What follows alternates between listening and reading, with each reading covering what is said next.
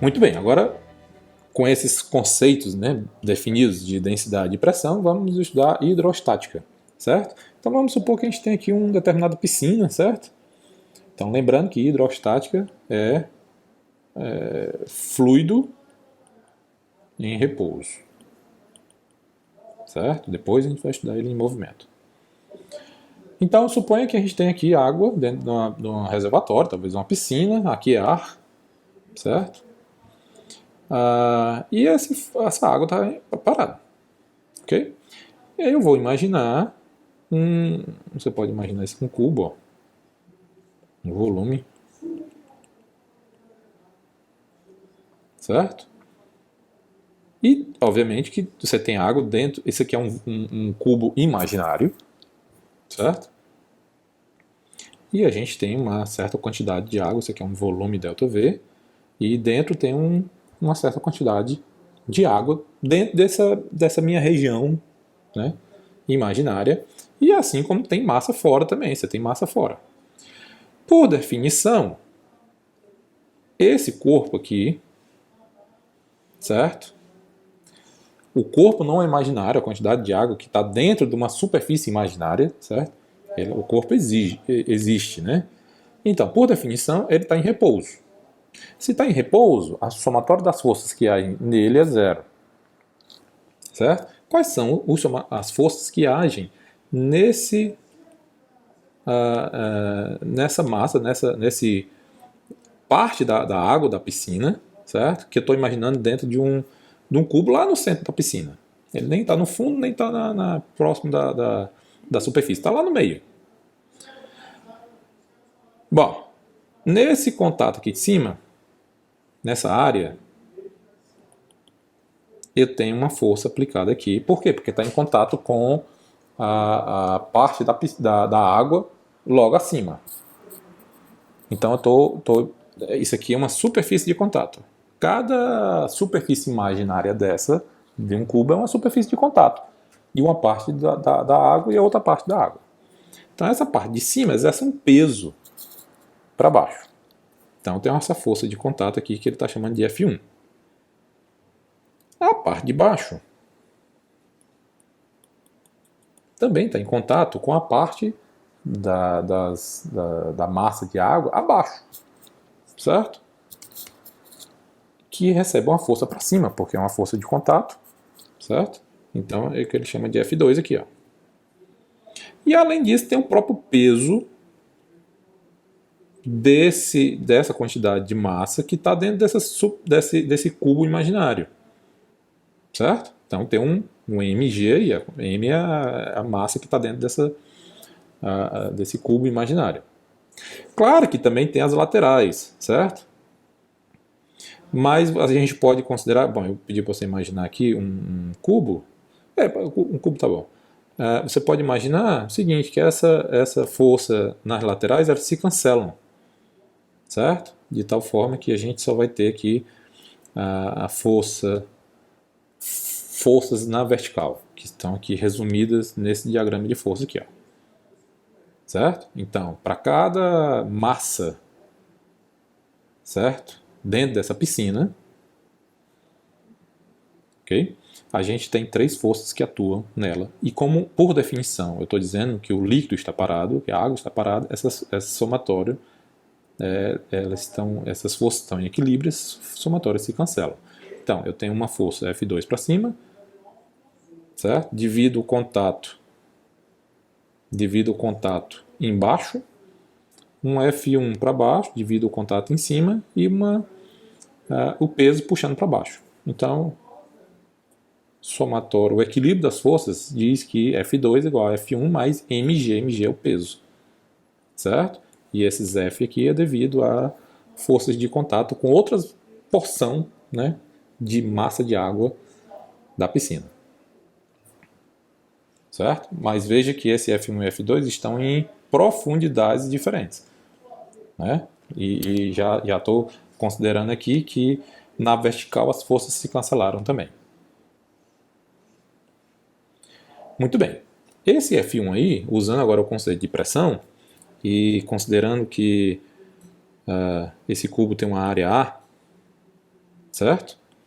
Então, esse F1 e F2, certo? Ele pode ser escrito como pressão em cada uma das superfícies em cima e superfície embaixo, vezes a área. A área é igual, que eu estou considerando um cubo, certo? Mas a pressão é diferente. Então, F1 é a força que atua em cima, portanto, a pressão é essa pressão na superfície de cima. E a pressão P2 é na superfície de baixo. E substituindo, ó, P2 vezes A igual a P1 vezes A mais mg, você traz o P1 para cá, fica P2 menos P1, certo? E divide pela área. Então a gente tem que P2 menos P1 é massa, que é essa massa que eu estou levando em consideração, peso da gravidade, é o peso dela, dividido pela área. E aí a gente pode usar o conceito de densidade aqui, certo? A densidade é simplesmente esse ΔMi sobre ΔV. Então é a massa que eu estou considerando dividido pelo volume que ele ocupa. Certo? Lembrando que é só uma porção da piscina, certo?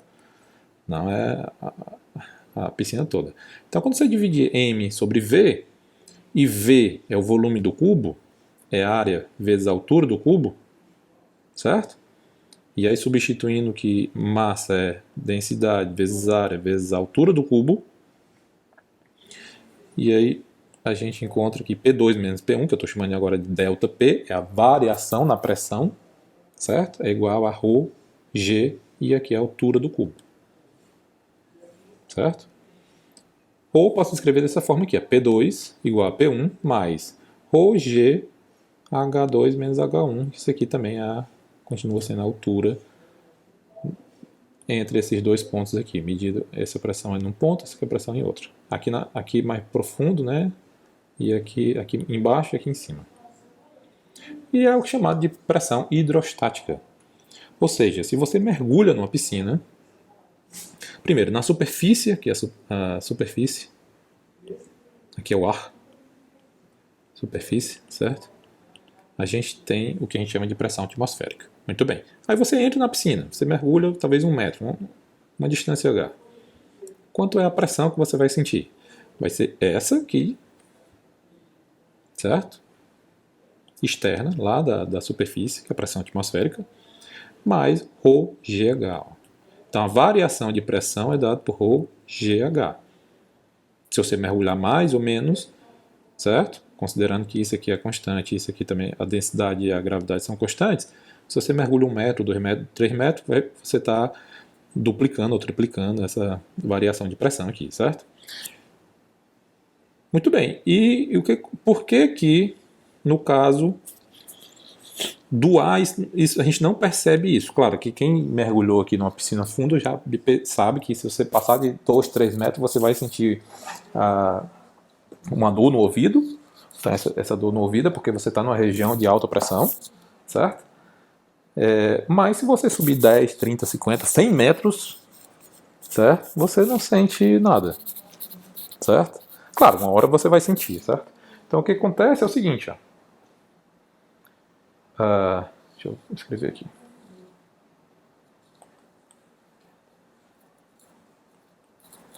Então num líquido, a variação de pressão é ρgh.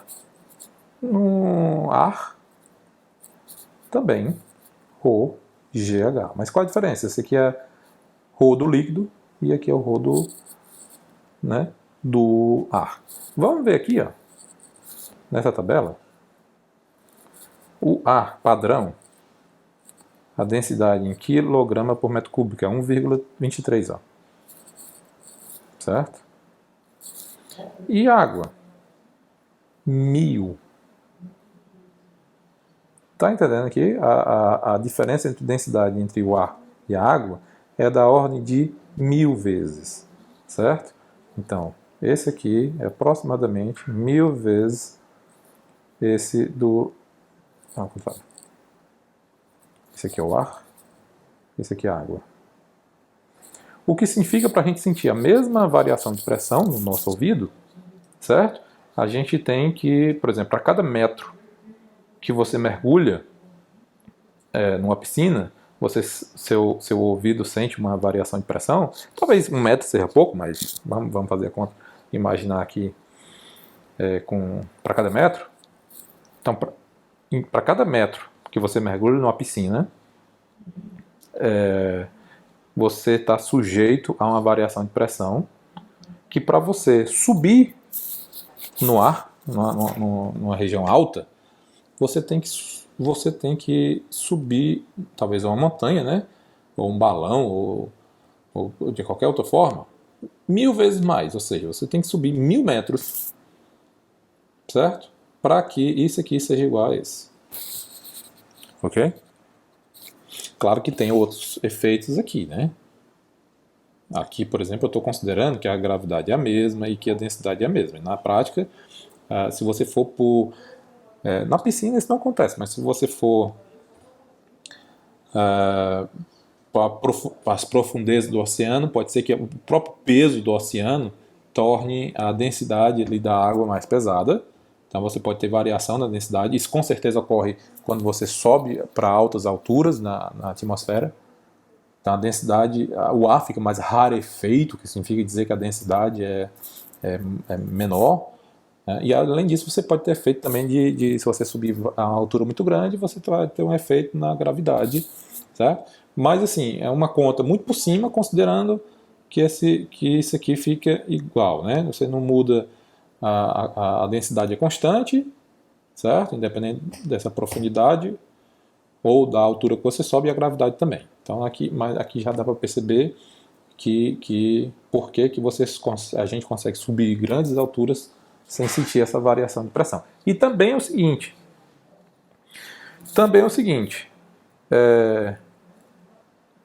se você enche um balão de ar, você diz que ele todo está a uma pressão constante, se ele estiver em repouso, certo? Por isso que aqui, normalmente, isso aqui é um balão, pode ser um balão, uma bexiga, pode ser um balão de vidro conectado com uma pipeta, pode ser qualquer coisa. Se for um balão onde você coloca ar dentro, você pode inclusive colocar ar comprimido e essa pressão aqui ser maior que a pressão atmosférica.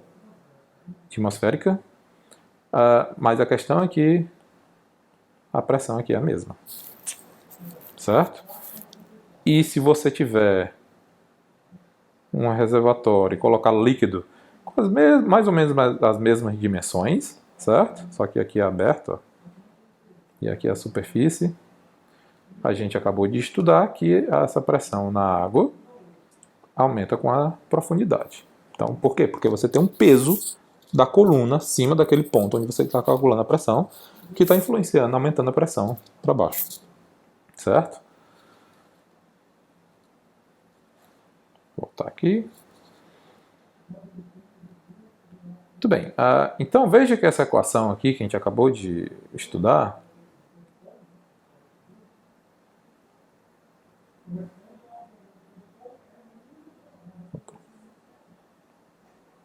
veja que ela só tem...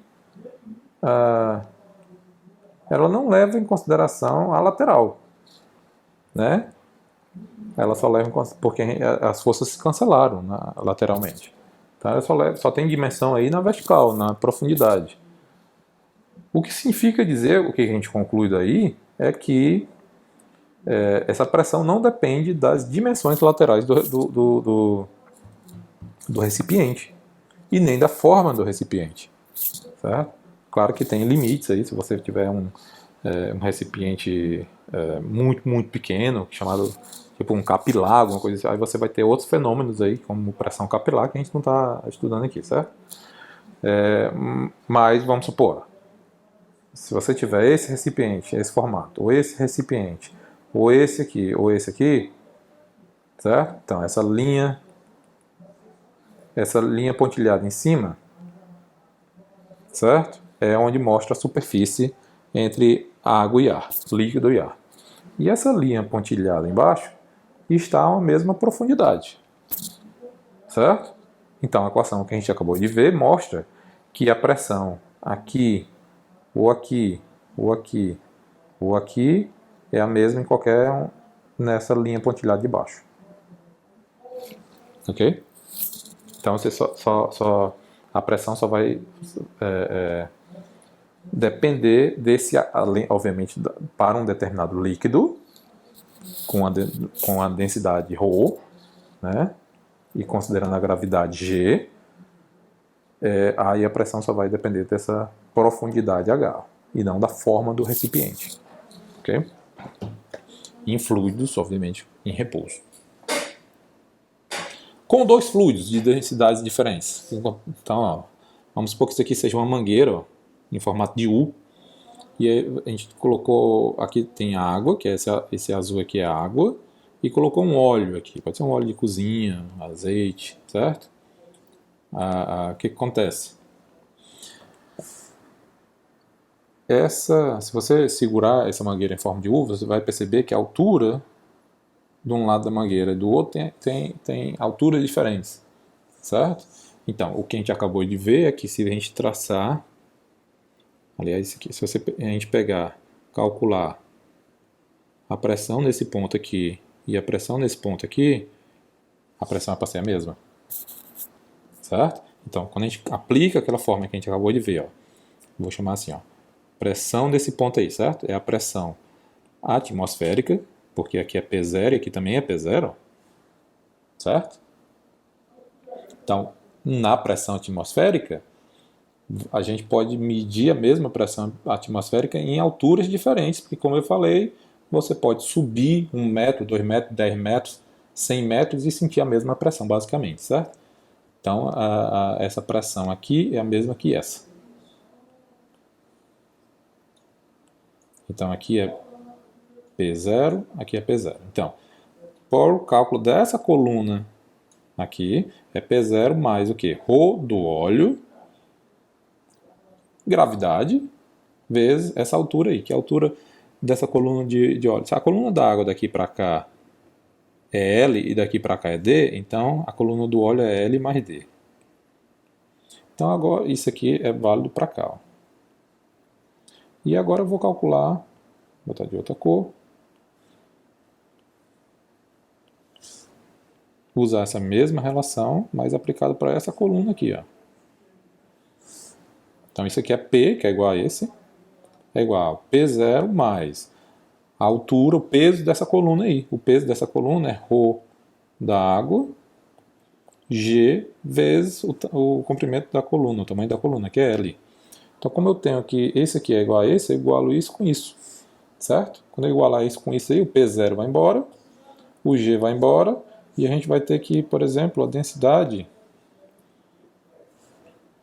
Vou botar em preto aqui.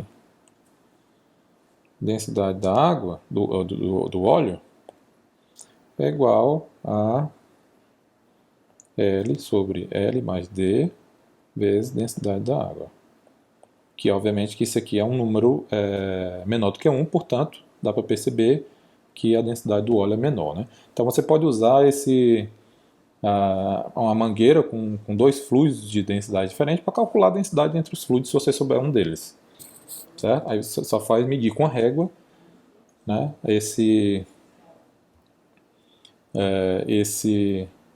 essas distâncias, né? Okay? D e L. Muito bem. Aqui a gente estudou dois conceitos, que é o da densidade e da pressão, certo? E agora a gente vai estudar dois princípios, ainda dentro da hidrostática, ainda dentro considerando fluidos em repouso. Então, o primeiro princípio é o princípio de Pascal, né? Que a gente considera o seguinte: eu considero que a gente tem aqui um líquido dentro de um recipiente, é esse líquido aí, a laranja, né? Então, se a gente tivesse só um líquido dentro desse recipiente, bem aqui seria a pressão atmosférica e a gente conseguiria calcular P, ó, que na figura ele mostra um êmbolo e as bolinhas de chumbo, certo? Então, sem essas bolinhas de chumbo e sem esse êmbolo, certo? A pressão externa, que é isso aqui que ele está chamando, seria igual ao P0 que eu estava chamando antes, que era a pressão atmosférica. E aí a equação da pressão hidrostática é P igual a P0 mais ρGH. Muito bem. Isso sem as bolinhas. Agora o que acontece quando a gente aumenta essa pressão atmosférica, ou seja, colocando um peso maior nessa coluna, a equação ainda é válida. A equação ainda é válida. Só que isso aqui não é mais a pressão atmosférica. É o que a gente está chamando aqui de pressão externa. Então essa pressão externa aqui, certo?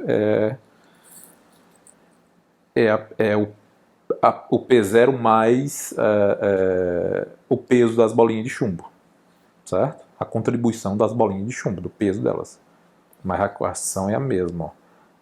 Só que aqui eu estou chamando de um P' porque aqui o P sem o linha é feito sem as bolinhas de chumbo e o P' é feito com as bolinhas de chumbo. Aí o P' é igual ao P externo mais ρGH. Qual é o impacto, então, quando a gente coloca um peso extra, certo, das bolinhas de chumbo na pressão? Qual é a variação de pressão? Ou seja, P' menos P. Certo? Se você subtrair essa equação dessa, o ρg é igual ao mesmo, porque diz respeito a essa coluna aqui que você está... Né? Que é o peso dessa coluna aqui, que é o mesmo nas duas situações, com o chumbo, com as bolinhas de chumbo, é o mesmo. Então isso aqui se cancelaria com esse, certo? Quando você subtraísse, teria apenas P externo menos P0. Isso aqui é a variação na pressão externa. Então a conclusão aqui é que se você aplicar uma força externa, extra, em uma coluna de um fluido, a pressão em um determinado ponto lá dentro, independente da profundidade, certo? A pressão em qualquer ponto lá dentro aumenta linearmente, certo? Aumenta da mesma proporção que a força externa que você está aplicando, independente da profundidade. Então é o que a gente quer mostrar aqui. A variação na pressão em qualquer ponto dentro dessa coluna de fluido é igual à variação na pressão externa. Certo? Então vamos ver como é que a gente pode usar esse conceito aqui. Então suponha que a gente tenha esse tipo de reservatório aqui. Certo? Esse reservatório aqui. Ó. Então ele tem duas superfícies, duas bocas. Aqui uma boca, aqui outra boca. E aí a gente coloca um fluido aqui dentro. Um líquido. Só que essas duas bocas, elas não são, né? Elas não são idênticas. Uma é maior do que a outra. Então, aqui tem uma área, aqui tem outra área, como se fosse um cano ou uma mangueira, certo? Que uma das bocas da mangueira é muito maior do que a outra. Ok? Muito bem. O que acontece se a gente aplica uma força aqui, ó, uma força... Aí vamos chamar isso aqui de entrada, essa boca aqui, ó. É de entrada e esse de saída porque diz respeito à força. Eu estou aplicando uma força no fluido nessa entrada e estou vendo qual é a força de resposta lá na saída. O que diz essa equação aqui que a gente acabou de ver? Diz o seguinte: se você pegar qualquer ponto aqui, né, cuja pressão é a mesma e, portanto, a variação da pressão é a mesma, certo? A variação da pressão em qualquer ponto aqui desse líquido, certo? Vai ser igual à variação dessa força extra, referente a essa força extra, que vai ser igual à variação na pressão também na saída. Então essa variação na pressão calculada nessa entrada, que é igual também na saída. Certo? Então o que a gente vai fazer é igualar a variação de pressão nessa entrada e com a variação de pressão na saída, e elas não têm a mesma área. Então a variação da pressão é igual, mas as áreas são diferentes, portanto as forças vão ser diferentes. Então o que acontece? Quanto é a variação de pressão nessa entrada? É a força externa aplicada na entrada, dividido pela área da entrada, e a variação de pressão na saída é a força resultante que apareceu lá na saída, certo? Dividido pela área da saída. Se igualar isso aqui, o que eu vou ter é que a razão entre a força aplicada na entrada, dividido pela área da entrada, é igual a força resultante lá na saída dividido pela área da saída. Então eu posso escrever que a força resultante lá na saída é igual a razão das áreas, AS sobre AE, a área da saída dividido pela área da entrada, vezes a força aplicada. E aí aqui é o seguinte, ó. Se a área na boca de saída for maior do que a área na entrada, a força resultante de saída é maior do que a força aplicada na entrada. Isso então está amplificando a força. Está amplificando a força. O que isso aqui, para que serve isso? Isso aqui é o famoso macaco hidráulico que a gente encontra em qualquer oficina que levanta um carro. Certo? Então você tem um sistema que aplica uma força, mas aplica a força. Bom, isso é feito por isso que tem escrito óleo, porque esse macaco hidráulico é com um óleo específico para isso. Mas ele tem um sistema lá que aplica uma força em um tubo muito estreito, certo? E aí a força que você aplica é pequena, mas o resultado disso, do outro lado desse macaco hidráulico, onde tem uma área maior, é que essa força está sendo amplificada. Então vamos supor que isso aqui seja, essa área aqui seja 10 vezes essa aqui, significa dizer que você amplifica em 10 vezes a força que você aplica. Então você consegue levantar coisas 10 vezes mais pesadas. Certo? Aqui, vamos fazer a conta do fluido quando o fluido é incompressível. O que significa o fluido incompressível? Significa dizer que o volume deslocado numa boca é igual ao volume deslocado na outra boca. Então, esse êmbolo aqui, ele abaixou para cá, talvez. Uma distância, tá aqui, a distância DE. Aí o êmbolo vai aparecer aqui, depois de ter aplicado uma força.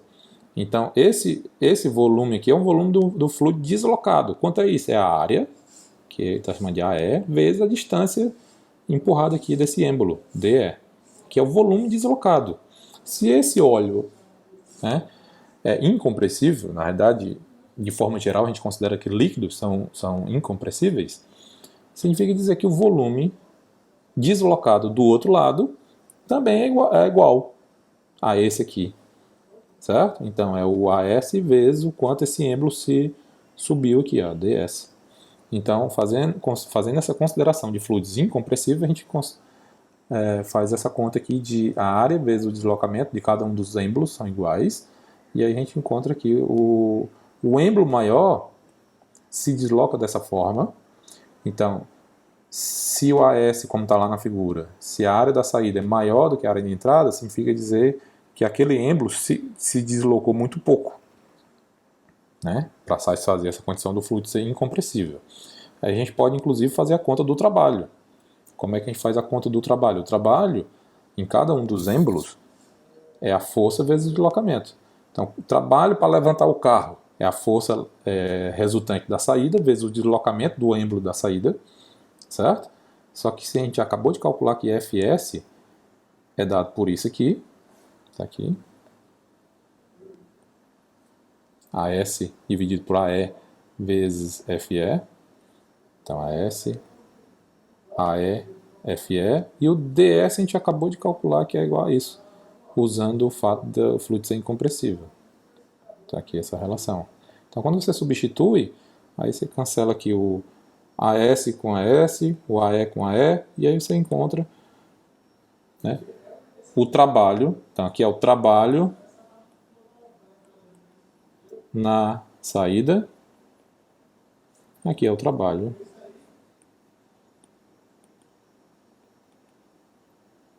na entrada. Certo? Ok. Outro princípio também muito importante quando a gente estuda hidrostática é o chamado princípio de Arquimedes, certo? E aí a gente vai fazer o seguinte, ó. Vamos voltar nessa figura aqui. Nessa figura aqui, que eu pedi para vocês imaginarem. Eu vou até apagar e fazer de novo. Pedi vocês imaginarem um cubo, obviamente imaginário, né? A superfície do cubo é imaginária, não é uma superfície física. E, portanto, ele está contornando um determinado volume. Certo? Então aqui tem um volume e tem uma massa. A massa é real, não é imaginária. Certo? É simplesmente eu estou imaginando parte da água em repouso dentro de uma piscina, lá no meio da piscina. Agora eu vou imaginar o seguinte, eu vou imaginar que eu consiga, né? Remover essa porção da água que está dentro desse volume imaginário, sem deixar que o resto colapse. Certo?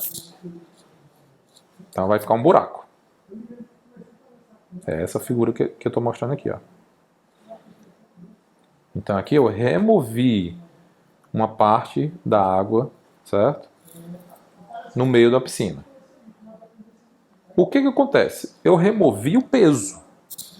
Então a força que atua sobre esse corpo aqui, eu tinha o peso, força gravitacional, certo? E tinha o que a gente acabou de estudar, as pressões. Que foi que a gente aprendeu aqui nessa figura. A gente aprendeu que para cada elemento aqui do fluido, a gente tem o peso, mas além disso, devido ao contato com a parte de baixo da água, que está embaixo dessa quantidade de massa que eu estou considerando, e devido ao contato com a água que está em cima, então eu tenho uma força F1 e uma força F2. Então, F1 e F2 é devido a contato com massas de água que estão fora desse volume aqui que eu estou considerando, que estão acima e embaixo. Certo? Então, isso aqui é devido ao contato, é devido o restante da água que está no contorno. E isso aqui é devido à própria água, ao peso dele. Então não é uma força de contato, certo? É uma força devido à interação dele com o planeta Terra e tudo mais. É uma força de longa distância e depende da massa dele. Não depende de se ele está em contato ou não com outras pessoas. Então com outros massas, né? Então esse F1 e F2 é devido ao contato. Você pode inclusive colocar F2 menos F1 igual ao peso. Então veja, esse aqui, F2 menos F1, se você olhar aqui em termos de vetores, certo? Você vai perceber que é uma força resultante para cima. Se você subtrair esse F2 e o F1, veja que o F1 é menor. Por quê? Porque o F2 é devido a contato com a parte de baixo, então depende da pressão embaixo. E o F1 é devido ao contato de cima, que depende da pressão de cima. Como a pressão embaixo é menor, essa força de contato, a pressão embaixo é maior, essa força de contato é maior do que de cima. Portanto, quando você faz F2 menos F1, isso aqui é uma força para cima. Esse F2 menos F1 é o que a gente chama de força de empuxo, que te empurra para cima. Mas veja quem está te empurrando para cima, é o F2 menos F1, é o ambiente. É o restante da piscina. É o restante da massa de água que te empurra para cima. Por quê? Porque a pressão aumenta com a profundidade, certo? Enquanto lá embaixo você sente uma pressão maior do que em cima, e essa pressão lá embaixo te empurra para cima, enquanto a pressão de cima te empurra para baixo, mas a de baixo é maior. Isso aqui é chamado de força de empuxo. E esse aqui, que está do lado direito da equação, é uma força que sempre é para baixo. E só depende de você. Então, do lado esquerdo é uma força para cima, que depende do ambiente, certo? Depende do restante da piscina. E do lado direito é uma força que atua em você devido à gravidade e sempre é para baixo. O que acontece, então, quando a gente tira aqui, imagina que remove essa massa aí, né, no meio da piscina, eu só tenho empuxo. Certo? Não tenho peso. Eu vou colocar de volta essa massa. Essa figura ela é feita com esse formato esquisito para mostrar que esse empuxo é para cima, independente do formato do objeto, certo? Então esse empuxo sempre é para cima, independente da geometria do objeto, certo? Então essa força de empuxo. Então vamos colocar de volta essa massa aqui. Então eu estou colocando de volta o peso, que é para baixo. Só que, por definição, eu estou considerando que essa água, nessa piscina aí, está em repouso. O que significa dizer que essa força para cima é igual a essa força para baixo. Então, e quem é essa força para baixo? É a massa, essa massa aqui, que está aqui dentro, vezes a gravidade. Certo? Só que isso aqui é a massa. Veja, eu estou colocando aqui a água e aqui a água também. Certo? Então essa massa é a massa dessa quantidade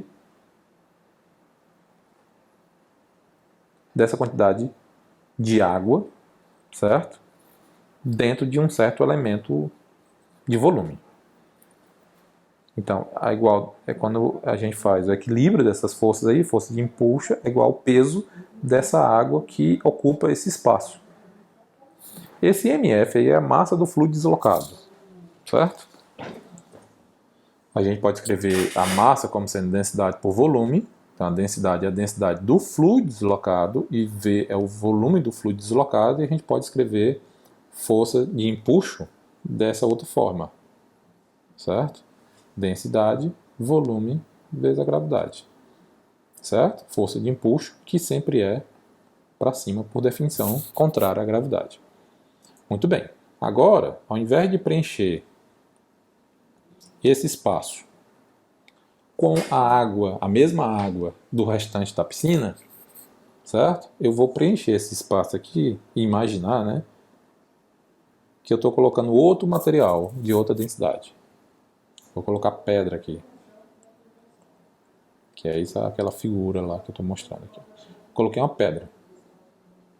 Então, eu continuo tendo o mesmo empuxo diante. Veja, o empuxo é devido ao ambiente.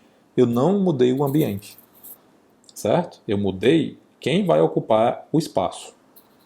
Eu posso colocar a mesma água do ambiente, restante da piscina, com a mesma densidade, ou posso colocar um outro objeto. Certo? Então, isso aqui não muda, porque isso aqui depende do ambiente. E esse aqui é que depende do objeto.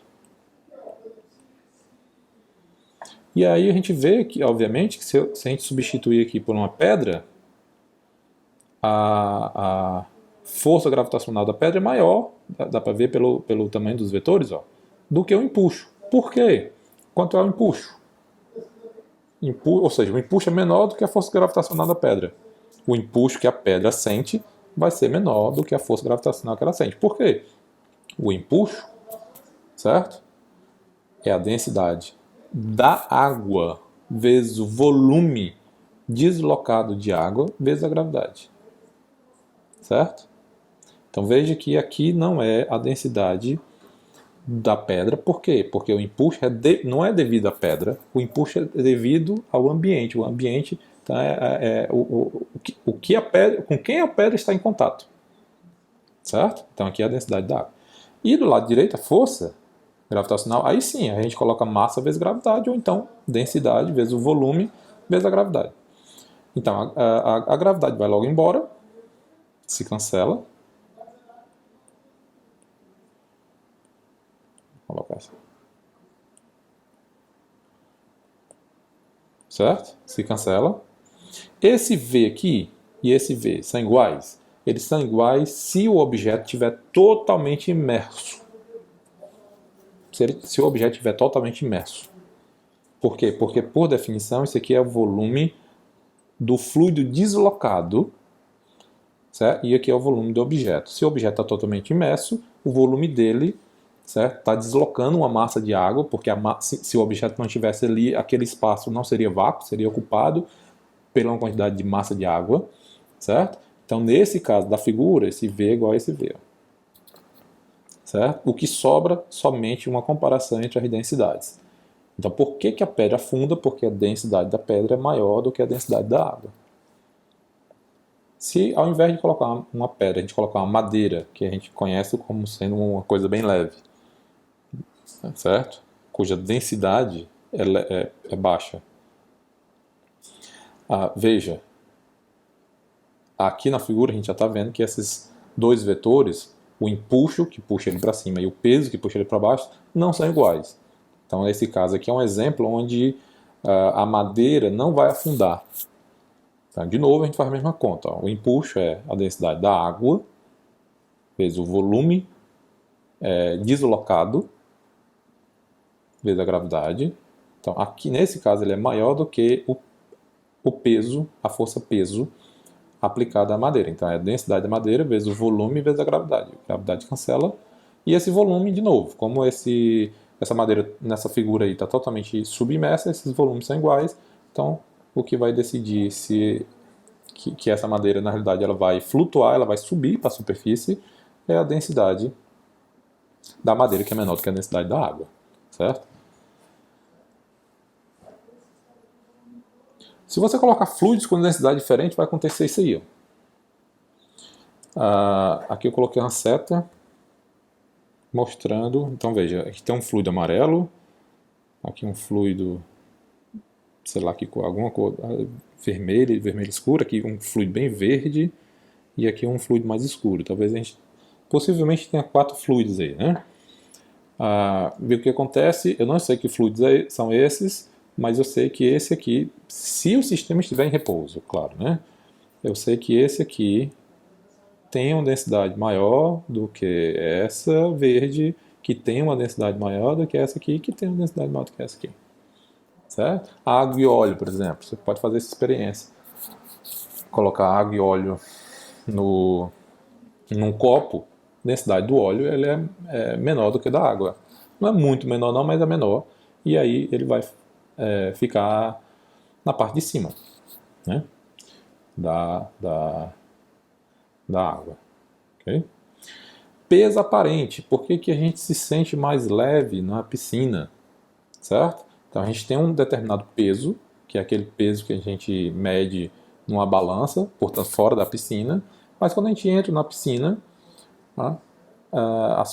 uma força de impulso atua na gente, certo? E ela sempre é para cima. Por quê? Porque nossos pés estão numa pressão maior do que na nossa cabeça. Certo? Então a diferença disso é uma força para cima, enquanto o peso sempre é para baixo. Então, qual é o peso aparente que a gente vai ter dentro da piscina? É esse menos esse. A gente se sente mais leve. Se você quiser fazer essa experiência e colocar uma balança dentro da piscina, você vai ver que ela vai medir uma massa menor do que quando você se pesa numa balança fora da piscina. Então, a sua massa, o seu peso é a massa vezes a gravidade, certo? E o impulso, essa massa aqui, não é a sua massa, porque se fosse a sua massa, esse peso aparente seria zero, certo? Essa massa aqui, mf, é a massa do equivalente de água daquele espaço que você está ocupando. Então, se você sai dali, obviamente que aquele seu espaço não ia ficar ar, não ia ficar um vácuo, a água da piscina ia tomar de conta daquele espaço onde você ocupou, certo? Então, quando você está dentro da piscina, você ocupa um certo volume, e esse volume será ocupado pela própria água da piscina quando você sai de lá. Então, essa é a massa ocupada pela massa de água, isso considerando a piscina, obviamente, né? Deslocada. Porque quando a gente entra Numa piscina, a gente está deslocando um certo volume de água. Então, essa massa aí é a densidade da água vezes o volume, certo? Aí esse volume aqui, se você está com o corpo mergulhou, é o seu próprio volume, mas se você está, vamos supor, da cintura para cima, está fora da piscina. Então, esse aqui é o volume que você está deslocando de água, é só do volume para baixo das suas pernas, certo? Não seria o volume do seu corpo todo. Se você mergulhar, aí sim, esse aqui é o volume do seu corpo todo, certo?